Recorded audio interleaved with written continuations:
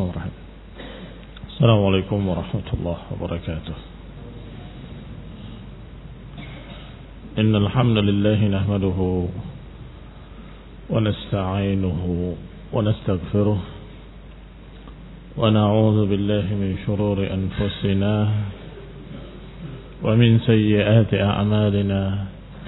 Man yahdihillahu fala mudilla lahu wa man yudlil fala hadiya lahu. وأشهد أن لا إله إلا الله وحده لا شريك له وأشهد أن محمدا عبده ورسوله صلى الله عليه وعلى آله وأصحابه والتابعين وتابع التابعين ومن تبعهم بإحسان إلى يوم الدين. يا أيها الذين آمنوا اتقوا الله حق تقاته ولا تموتن إلا وأنتم مسلمون. يا أيها الناس اتقوا ربكم الذي خلقكم من نفس واحدة وخلق منها زوجها وبث منهما رجالا كثيرا ونساء واتقوا الله الذي تساءلون به والأرحام إن الله كان عليكم رقيبا. يا أيها الذين آمنوا اتقوا الله وقولوا قولا سديدا يصلح لكم أعمالكم ويغفر لكم ذنوبكم ومن يطع الله ورسوله فقد فاز فوزا عظيما. أما بعد فإن خير الحديث كتاب الله وخير الهدي هدي محمد صلى الله عليه وعلى آله وسلم وشر الأمور محدثاتها فإن كل محدثة بدعة وكل بدعة ضلالة وكل ضلالة في النار. Ikhwani fi din, a'azzakumullah, kaum muslimin yang saya hormati. Kita lanjutkan kajian kitab tafsir dari kitab tafsir yang ringkas, Taisir Al-Karim Ar-Rahman oleh Syekh Sa'di rahimahullahu ta'ala, sampai pada ayat Allah Subhanahu wa taala yang ke-159 sampai 162.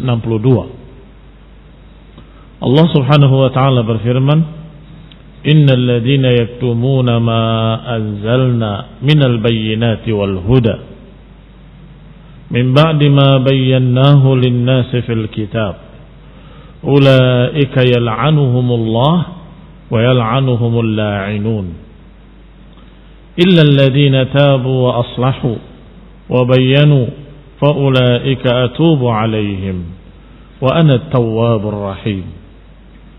Innal ladzina kafaru wa matu wa hum kuffarun ulaika 'alaihim la'natullahi wal malaikati wan nasi ajma'in khalidina fiha la yukhaffafu 'anhumul 'adzabu wa lahum yunzarun.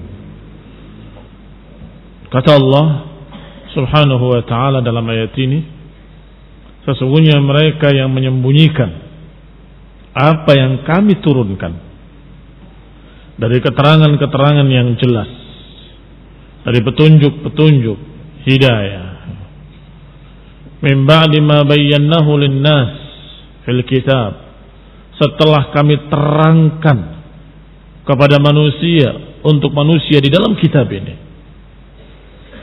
Ulaika yal'anuhumullahu wa yal'anuhumul la'inun.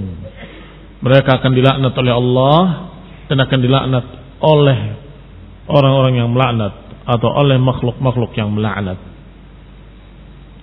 Ancaman dari Allah Subhanahu wa taala dengan laknat bagi mereka yang menyembunyikan ilmu.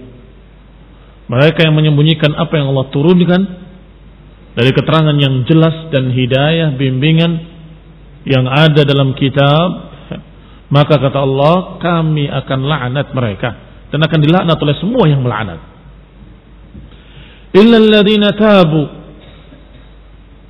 wa aslahu wa bayyanu, kecuali mereka-mereka yang bertaubat, memperbaiki dan menerangkan, maka merekalah aku akan ampuni dan aku terima taubatnya. Wa ana tawwabur rahim, kata Allah, dan aku, kata Allah, yang maha menerima taubat lagi maha memiliki rahmat, maha penyayang. Innal ladzina kafaru wa matu wa hum kufar, adapun mereka-mereka yang mati dalam keadaan mereka kafir, bagi mereka laknat Allah Subhanahu wa taala dan para malaikatnya dan manusia seluruhnya. Mereka kekal di dalamnya dan gak akan dikurangi dari mereka azab dan gak akan ditunda. Ini terjemahan ringkas dari apa yang disebutkan oleh Allah Subhanahu wa taala dalam ayat-ayat ini. Ancaman bagi mereka yang menyembunyikan ilmu dan bagaimana cara taubatnya, dan juga bagaimana keadaan orang-orang kafir yang mati dalam keadaan kafir.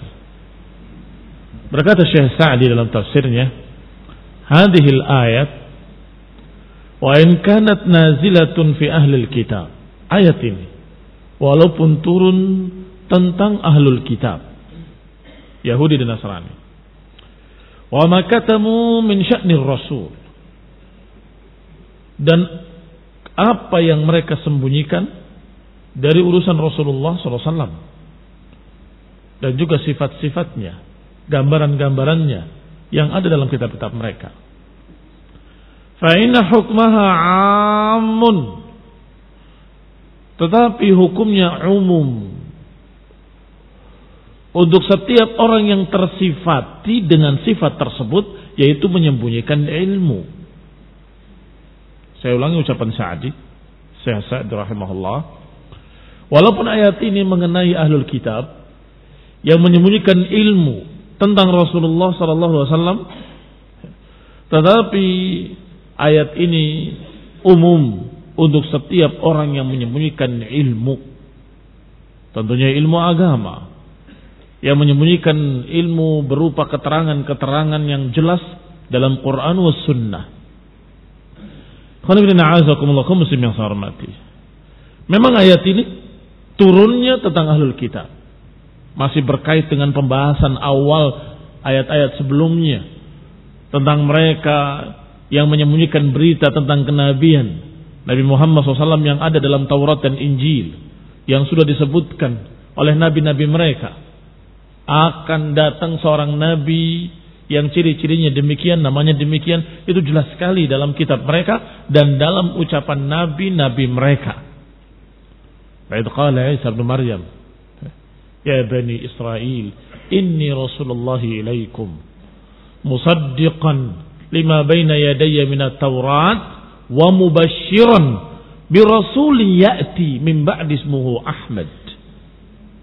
Dan ingatlah ketika Isa bin Maryam berkata kepada pengikutnya, wahai Bani Israel, sesungguhnya aku diutus kepada kalian membenarkan apa yang telah lalu dari kitab Taurat dan memberitakan berita gembira apa yang akan datang, yaitu Nabi yang akan diutus yang bernama Ahmad.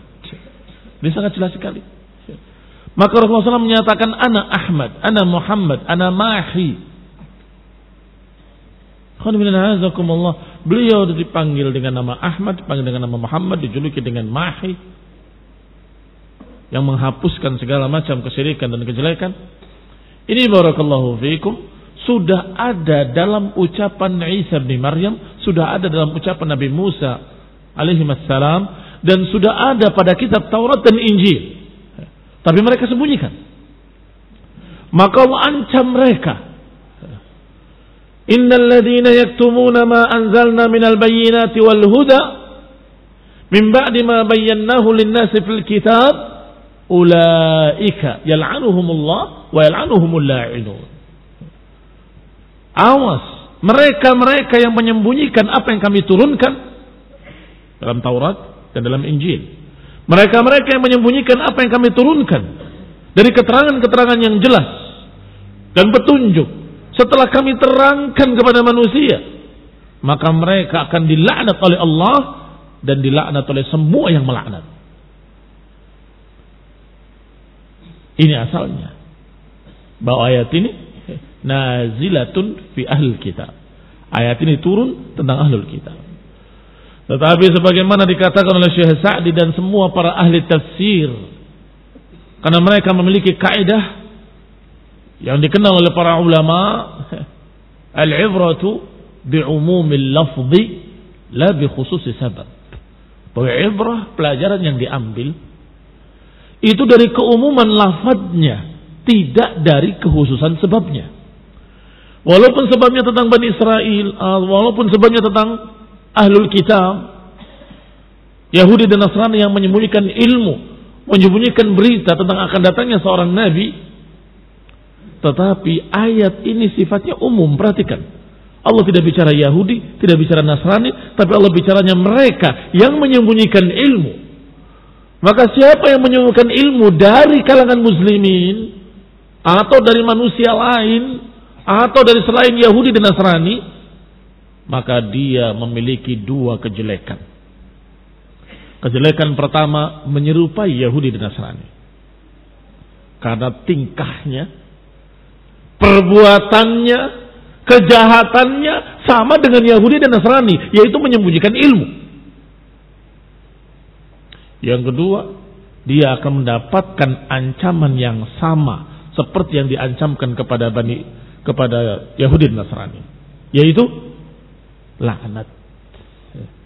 Ulaika yal'anuhumullah wa yal'anuhumul la'inun.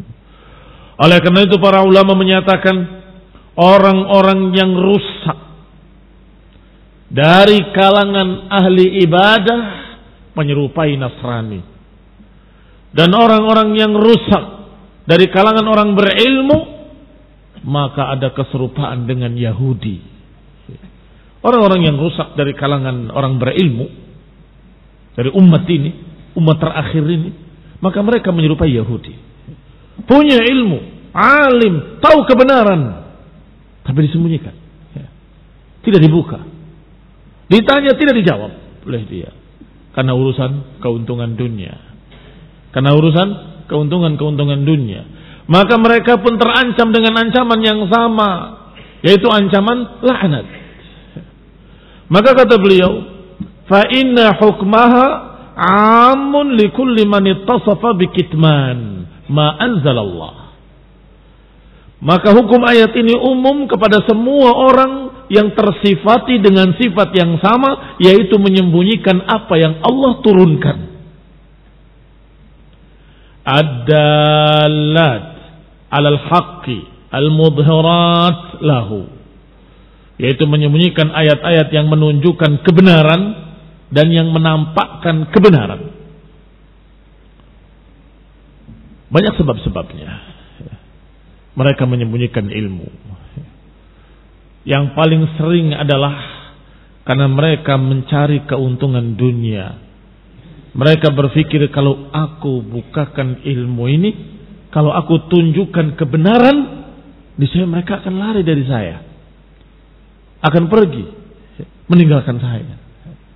Ini perhitungan mereka, sehingga mereka khawatir kalau dibongkar kebenaran, khawatir kalau dibuka al-haq, mereka akan kehilangan dunia. Sebagaimana Yahudi dan Nasrani, mereka berpikir kalau dibuktikan, dibenarkan, dibuka ayat mereka atau kitab mereka, Taurat dan Injil, bahwa itu benar-benar Rasul, ciri-cirinya tepat seperti apa yang diberitakan dalam Taurat dan Injil, maka pendeta-pendeta akan gak laku. Manusia akan berbondong-bondong beriman kepada Nabi Muhammad SAW. Itu yang mereka pikir, dan mereka akan ditinggal. Ini barakallahu fikum yang sering terjadi. Mereka mengharapkan dunia dan juga mudhirat menampakkan kebenaran dan petunjuk hidayah. Wa huwa al-ilmu alladhi tahsul bihi al-hidayah ila as-siratal mustaqim. Dan huda di sini, hidayah di sini adalah hidayatul irsyad. Hidayah dalam bentuk bimbingan ilmu. Bimbingan ilmu. Dalam Al-Quran ada bimbingan ilmu. Dalam sunnah, dalam ucapan Rasul SAW ada bimbingan ilmu. Nah kalau ini yang disembunyikan, maka berarti dia berkhianat. Mengapa berkhianat? Karena diturunkan ilmu ini untuk disampaikan pada manusia, untuk kalian amalkan dan kalian sampaikan. Ini ilmu agama. Berbeda dengan ilmu-ilmu lain, ilmu-ilmu dunia. Kalau engkau berikan kau dapat pahala, kalau enggak berikan enggak apa-apa, itu hakmu, silahkan saja. Tetapi ilmu agama, kalau engkau sembunyikan berarti engkau berkhianat. Mengkhianati amanah yang Allah berikan kepadamu. Apa tanggung jawab seorang yang berilmu? Apa tanggung jawab mereka yang memiliki ilmu? Balighu anni walau ayah. Sampaikan dariku walaupun satu ayat, kata Nabi. Apalagi mereka yang alim, punya ilmu, mengerti tauhid, mengerti sunnah, mengerti sekian banyak ayat dan hadis, mengerti tafsirnya, mengerti makna-maknanya, maka dia bertanggung jawab untuk menyampaikan kepada orang yang tidak tahu. Nabi SAW di akhir khutbahnya, falyuballighu syahidul ghaib, kata Nabi. Hendaklah menyampaikan yang hadir kepada yang tidak hadir. Hendaklah menyampaikan kepada yang menyaksikan kepada yang tidak menyaksikan. Disuruh untuk menyampaikan. Walaula dzalik, kalau bukan karena perintah itu, enggak akan sampai kepada kita ilmu ini. Kalau bukan karena perintah untuk menyampaikan, maka enggak akan sampai kepada kita. Sampai kepada kita karena mereka paham amanah. Para sahabat mengerti amanah tersebut, mereka tuangkan kepada para tabi'in. Para tabi'in memahami kewajiban tersebut, maka dituangkan kepada tabi'in. Para tabi'in karena memahami kewajiban tersebut, amanah tersebut, maka mereka tuangkan kepada ulama setelahnya. Dan begitulah seterusnya, sehingga sampai kepada kita dari mereka para ulama. Maka kita pun diperintahkan, siapa yang mengetahui, sampaikan pada yang tidak mengetahui. Maka siapa yang menyembunyikan ilmu, siapa yang menyembunyikan bimbingan ilmu, maka mereka terancam dengan ancaman laknat dari Allah Subhanahu wa taala.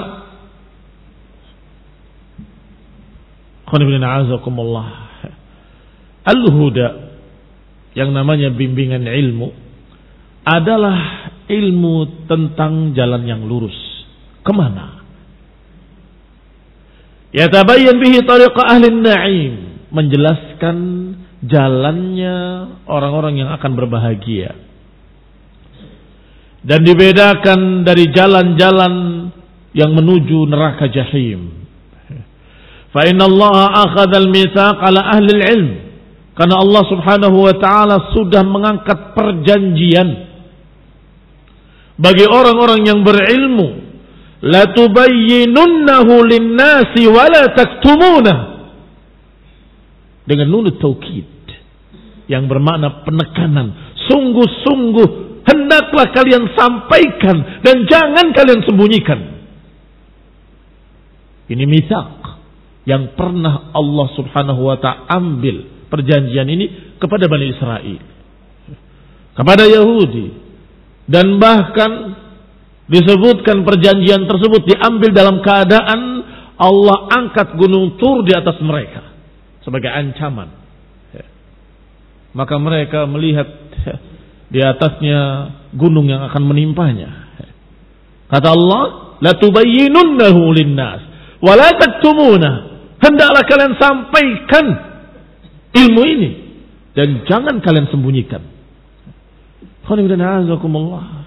Berarti ini mitsaqan ghalidan, perjanjian yang sangat kokoh kuat. Bi an yubayyinu linnas, ma manallahu bihi alaihim min ilmil kitab wa la yaktumuh. Yani mereka diangkat perjanjian untuk menyampaikan dan menerangkan pada manusia apa yang Allah berikan kepada mereka dari ilmu kitab, dan agar mereka jangan menyembunyikannya. Faman nabadha dzalika wa jama'a bainal mafsadatain. Siapa yang membuang perjanjian ini, menyia-nyiakan perjanjian ini, wa jama'a bainal mafsadatain, maka dia mengumpulkan dua kerusakan. Kerusakan pertama, katmu ma anzalallah, menutup apa yang Allah turunkan atau menyembunyikan apa yang Allah turunkan. Itu pertama, kejahatan pertama. Mafsadah yang kedua, dia melakukan al-ghish li'ibadillah, melakukan kezaliman, kejahatan kepada para hamba-hamba Allah. Kita tahu kejahatan, berbuat sesuatu yang jelek merugikan orang lain, merampok, menyakiti, membunuh, mengejek, menjatuhkan kehormatan, semua itu kejahatan. Bandingkan semua kejahatan itu dengan kejahatan orang yang berjalan tanpa ilmu, sedangkan orang yang berilmu di sebelahnya diam, tidak memberitahu. Melihat umat tersesat, menyimpang dari sunnah, dia diam, tidak memberitahu. Melihat saudara-saudaranya dalam keadaan salah dalam memahami akidah, salah dalam memahami manhaj, salah dalam memahami fiqh, salah dalam menghadapi agama, dibiarkan, nggak diberitahu, nggak diingatkan. Padahal dia alim, padahal dia tahu ini juga kejahatan. Besar mana kejahatan ini dengan kejahatan yang tadi, merampok dan membunuh. Lihat dengan kacamata ulama, lihat dengan kacamata ilmu. Akan kita tahu mana yang lebih jahat kalau kita tahu apa akibatnya. Yang lebih besar akibatnya, maka itu berarti lebih jahat.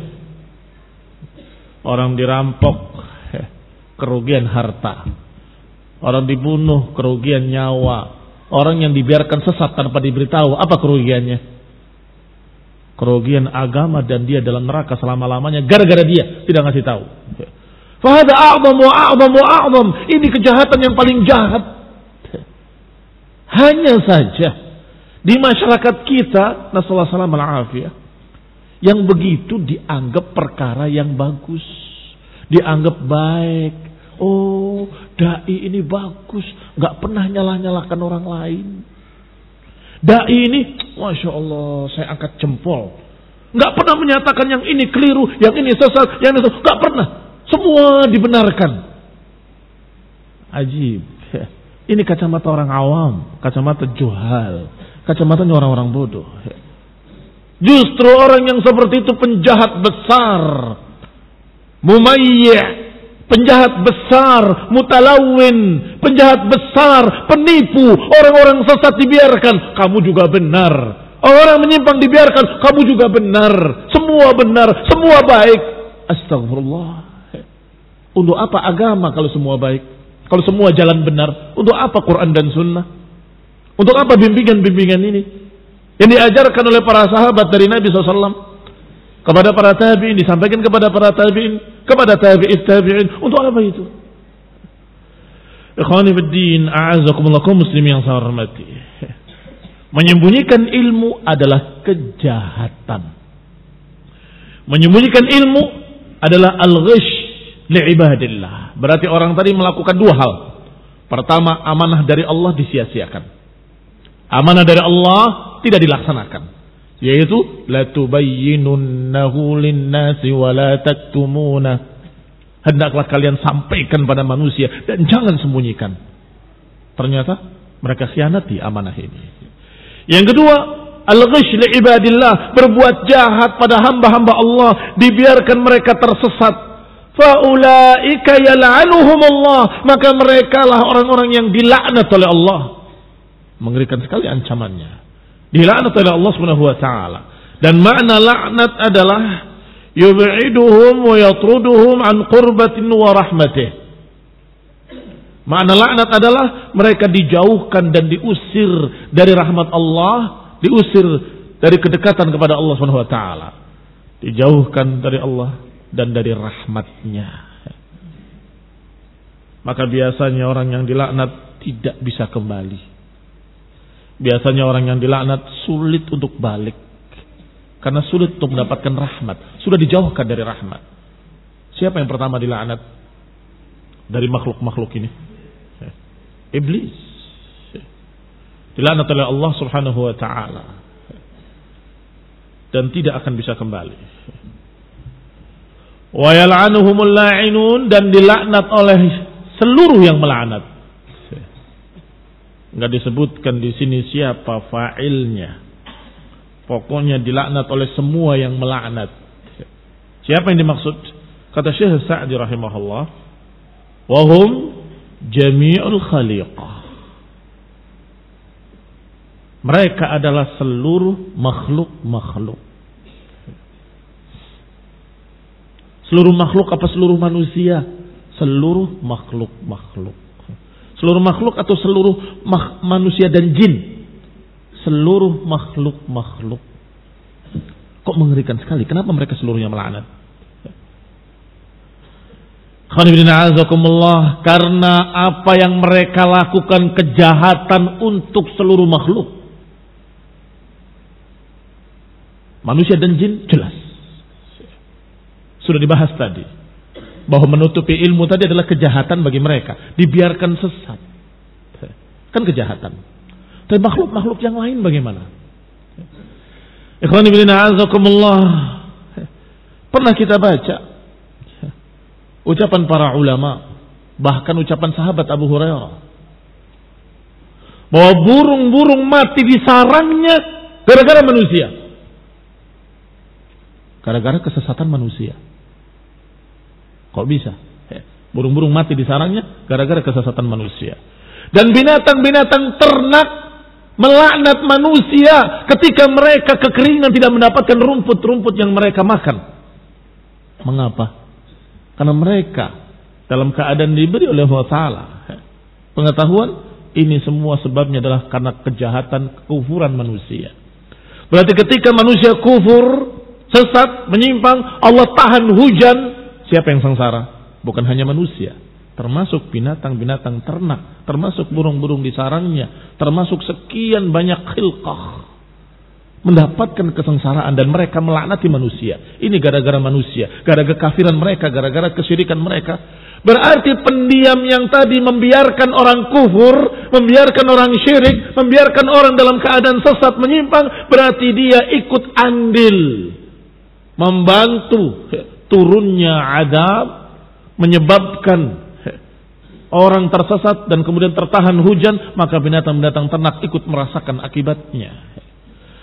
Yal'anuhumullah wa yal'anuhumul la'inun, dilaknat oleh Allah dan dilaknat oleh semua yang melaknat, yaitu makhluk-makhluk. Lisa'yihim fi ghishil khalqi, karena usaha orang tadi berbuat jahat kepada makhluk-makhluk. Wa fasad adyanihim wa ibadihim min rahmatillah, yang menyebabkan kerusakan-kerusakan agama mereka, yang berarti kerusakan seluruh makhluk-makhluk. Kalau agama rusak pada manusia, maka alam ikut rusak. Maka orang seperti ini dijauhkan dari rahmat Allah Subhanahu wa ta'ala. Fajawwazu min jinsi amalihim, fajawwizu min jinsi amalihim, maka mereka dibalas dari jenis amalan mereka. Yang namanya balasan min jinsi amalihim. Yang namanya balasan biasanya sesuai dengan bentuk perbuatannya.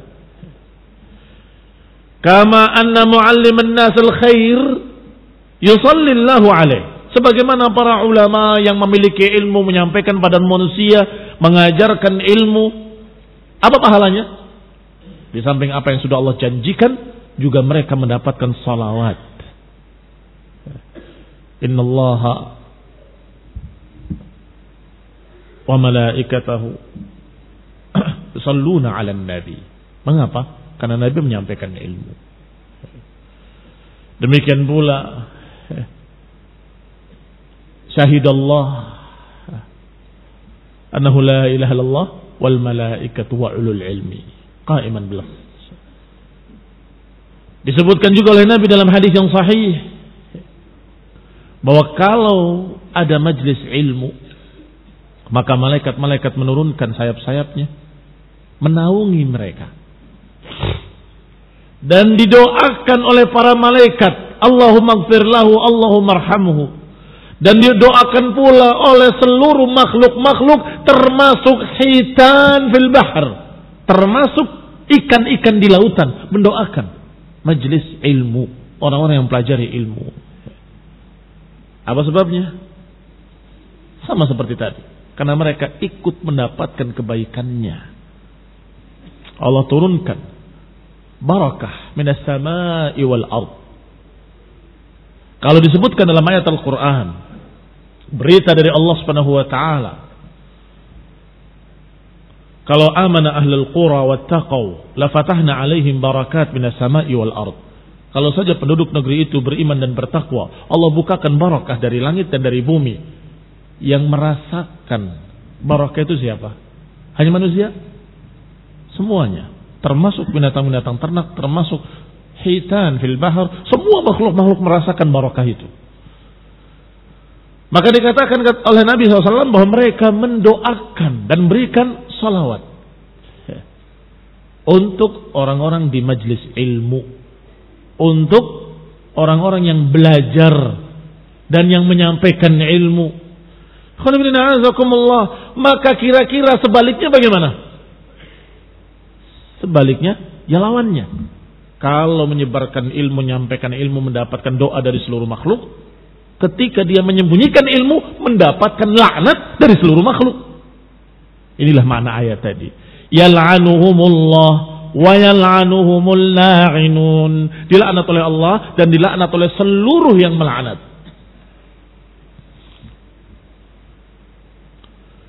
Qala Syekh Sa'di, hatta al-hut fi jawfil ma, hingga ikan-ikan di dalam air mendoakan.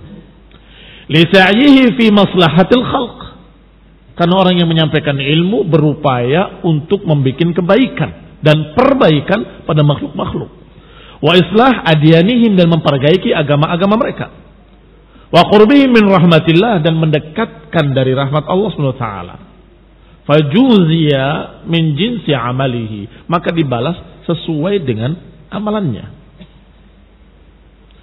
Fal katim lima anzalallah, maka orang yang menyembunyikan apa yang Allah turunkan, mudaddun li amrillah, maka ini sebaliknya, bertentangan dengan apa yang Allah perintahkan. Musyaqin lillah, menyelisih perintah Allah. Yubayyinullahu al-ayat lin-nasi wa yuwaddihuha, Allah menerangkan pada manusia ayat-ayatnya dan menjelaskannya. Wahada, sedangkan orang ini yatmisuha, sedangkan orang ini menghapusnya dan menyembunyikannya. Fahada alaihi hadzal wa'id syadid, maka tentunya orang ini pantas diancam dengan ancaman tersebut.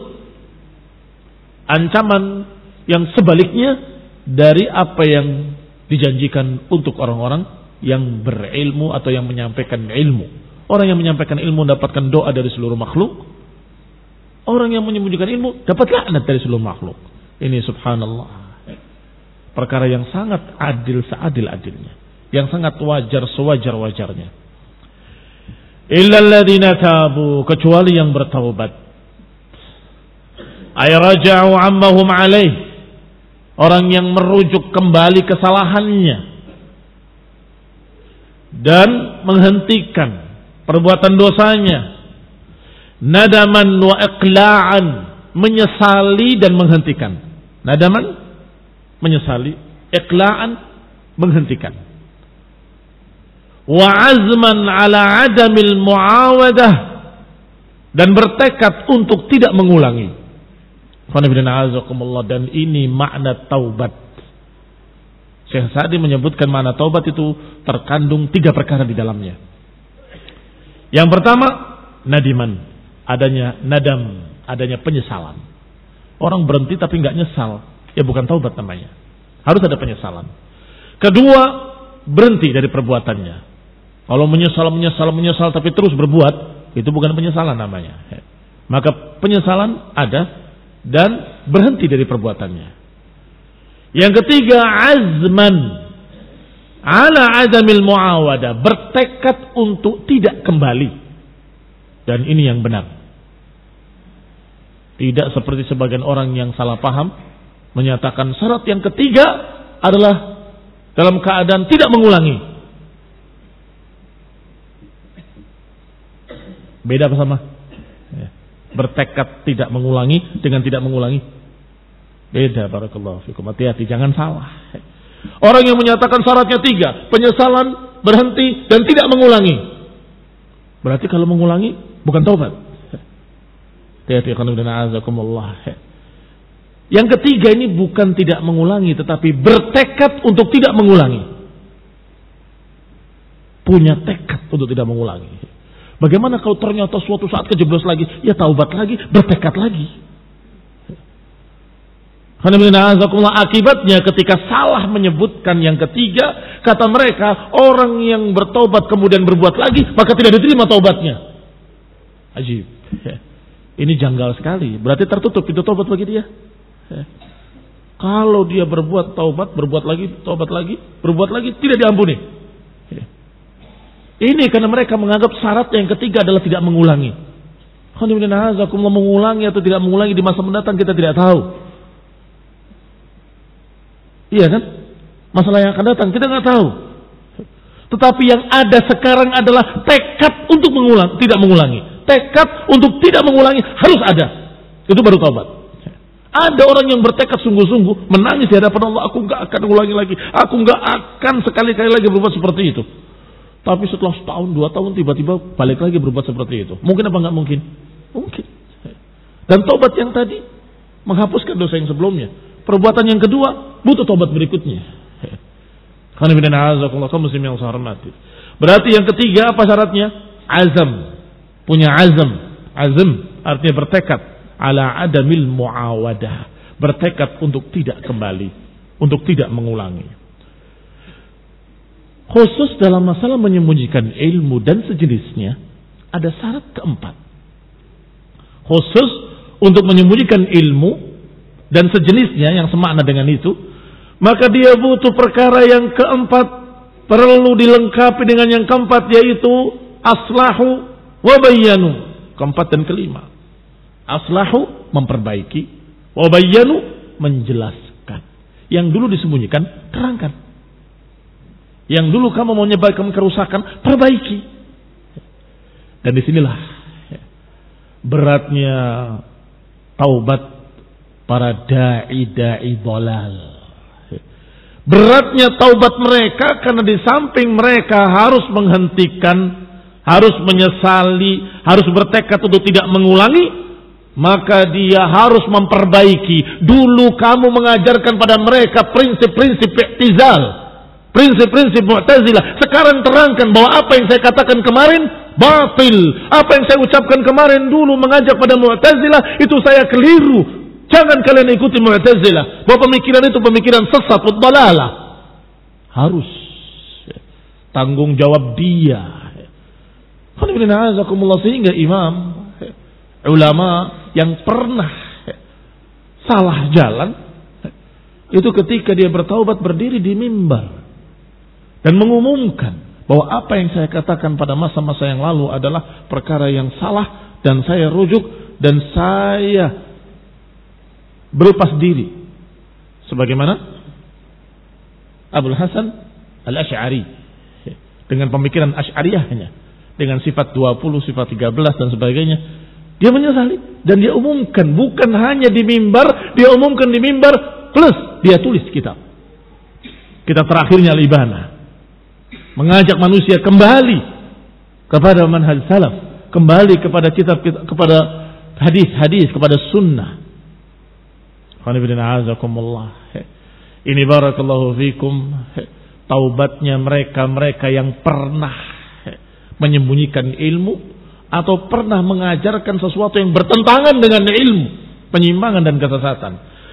Maka kata Allah Subhanahu wa taala, illal ladzina tabu wa aslahu wa bayyanu. Siapa kecuali orang yang bertaubat kemudian memperbaiki apa yang pernah dirusak, perbaiki. Wa bayyanu, dan menerangkan. Dulu saya sembunyikan demikian, sekarang saya menyesal, bertobat pada Allah, dan saya katakan pada kalian, memang benar ternyata di dalam kitab dan sunnah disebutkan begini. Dan itu menunjukkan bahwa saya salah waktu itu, saya keliru, dan saya sembunyikan memang. Saya bertaubat pada Allah Subhanahu wa ta'ala. Fala yakfi tarkul qabih hatta yahsul fi'l al-hasan. Masalah perbaikan maka tidak terjadi atau tidak dianggap orang meninggalkan kejelekan sampai mengerjakan kebaikan. Kan begitu. Dia berbuat mengotori masjid, kalau dia menyesali, ya bersihkan, kan begitu. Dia mengotori masjid. Oh, aku tidak tahu, aku menyesal, aku bertaubat pada Allah Ta'ala. Baik, aslahu, perbaiki apa yang telah kamu rusak. Perbaiki apa yang telah kamu kotori, bersihkan. Ambil air seember, tuangkan. Sebagaimana A'rabi yang kencing di masjid, ambil air, bersihkan. Dan ini namanya islah. Tabu wa aslahu, bertaubat dan memperbaiki. Kalau engkau kemarin berbuat kerusakan-kerusakan, ketika bertaubat, perbaiki apa yang kamu rusak. Luruskan apa yang kamu bengkok. Sambung apa yang kamu putus. Kamu putuskan silaturahmi, sekarang sambung kembali. Ini namanya islah. Wala yakfi dzalika fil katimi aidan hatta yubayyin ma katamahu. Yang kelima, tidak cukup bagi orang yang menyembunyikan ilmu kalau mau taubat, hatta yubayyin, hingga dia mau menjelaskan, menerangkan apa yang disembunyikan. Wa yubdi dhidda ma akhfa, dan yang namanya menunjukkan itu lawan dari apa yang disembunyikan. Fahada yatubullahu alaihi, orang yang seperti inilah yang diterima taubatnya. Ancamannya dengan laknat, kecuali kalau taubat. Bagaimana bertaubatnya? Taubatnya adalah dengan taubat yang umum, yaitu menyesali, meninggalkan perbuatan itu, menghentikan, dan bertekad untuk tidak mengulangi. Plus, terangkan apa yang kau sembunyikan, perbaiki apa yang kau rusak. Lianna taubatallahi ghairu mahjubun anha. Karena taubat Allah Subhanahu wa taala tidak terhalang. Faman ata bisababit taubah taballahu alaihi. Barang siapa yang datang dengan taubat, maka Allah akan terima taubatnya. Karena Allah memiliki sifat tawwab. Allah Subhanahu wa taala memiliki sifat Maha menerima taubat. Ay rajja ala ibadihi bil afu. Artinya Allah Subhanahu wa taala selalu memaafkan hamba-hambanya yang bertaubat, yang meminta maaf. Wassafah, dan memaklumi. Ba'da dzanb idza tabu, bahwa Allah akan memaafkan, memaklumi hambanya setelah dosa kalau bertaubat. Wa bil ihsani wan ni'ami ba'dal mana', dan Allah memberikan kebaikan, kenikmatan setelah yang tadinya Allah halangi. Idza raja'u, kalau mereka mau rujuk, mau kembali pada Allah SWT. Dan Allah memiliki sifat rahim, Maha memiliki rahmat. Alladzi tasafa birrahmah al-'azimah, Allah yang tersifati dengan sifat rahmat yang sangat luas, yang sangat agung. Allati wasi'at kulla syai'in, yang rahmatnya luas mencakup segala sesuatu. Wa min rahmatihi, dan termasuk rahmat Allah, an waffaqahum litaubah. Termasuk rahmat Allah adalah Allah berikan taufik pada orang tadi untuk taubat. Itu rahmat Allah Subhanahu wa taala. Wal inabah, Allah berikan taufik agar orang itu mau kembali. Fatabu wa anabu, akhirnya dia taubat dan kembali. Tsumma rahimahum bi an qabila dzalik, kemudian dirahmati lagi oleh Allah dengan diterima taubatnya.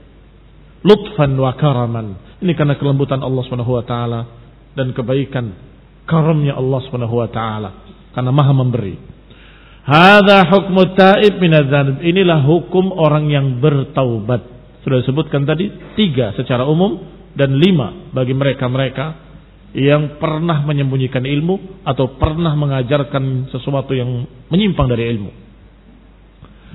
Wa amma man kafara, adapun siapa yang kafir, wastamarra ala kufrihi, dan terus di atas kekafirannya hatta mat, sampai matinya. Walam yarji ila rabbih, dan tidak kembali pada Rabbnya. Walam yunib ilaih, dan enggak mau kembali. Walam yatub, tidak mau bertaubat. An qarib, faulaika alaihim la'natullah, maka mereka mendapatkan laknat Allah, laknat para malaikat, dan laknat manusia seluruhnya. Li'annahu lamma sara kufruhum wasfan thabitan, yang demikian karena kekafiran mereka merupakan sifat mereka yang sudah melekat pada mereka sampai matinya. Saratil la'nah alaihim, maka laknatnya pada mereka juga menjadi wasfan thabitan, juga menjadi sifat yang melekat pula padanya. La tazul, yang tidak akan hilang selama-lamanya. Li'annal hukma yaduru ma'a illatihi, karena hukum berjalan bersama alasannya. Hukum berjalan bersama alatannya. Wujudan wa adaman, ada dan tidak adanya. Ada alasan, ada hukum. Enggak ada alasan, enggak ada hukum. Ada ilatnya, ada hukum. Enggak ada ilat, enggak ada hukum. Al-hukum berjalan bersama ilatnya, alasannya. Apa alasannya laknat tadi Allah timpahkan pada seseorang? Ulaika yal'anuhumullah wa yal'anuhumul la'inun. Katmul ilm, katmu ma anzalallah, menutupi apa yang Allah turunkan. Itu ilatnya. Kalau ilatnya enggak ada, karena sudah taubat, maka laknat pun hilang. Tetapi orang kafir, ilatnya terus ada sampai matinya, maka hukumnya akan terus melekat padanya, yaitu dilaknat selama-lamanya. Dilaknat selama-lamanya. Khalidina fiha, kekal di dalamnya. Ay fil la'nat, kekal dalam laknat selama-lamanya. Au fil adzabi wal adab, atau makna yang kedua, kekal dalam azab. Kekal dalam laknat atau kekal dalam azab. 2 makna tadi terkandung di dalamnya. Al-ma'nayani mutalaziman, 2 makna ini berkait, tidak terpisah. Karena dilaknat jadi diazab, dan diazab itu bentuk laknat, tidak terpisah antara keduanya.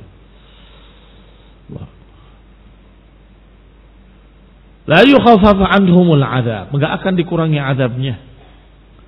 Bal azabuhum daimun syadidun mustamir, tidak dikurangi, maknanya azab mereka daimun, terus menerus, syadidun, terus dahsyat, mustamir, terus menerus, tidak berhenti. Walahum yunzarun, dan mereka tidak akan ditunda, yani la yumahhalun, lianna waqtul imhal huwa dunya, karena waktu ditundanya azab itu adalah di dunia. Adapun sudah di akhirat tidak ada tunda lagi.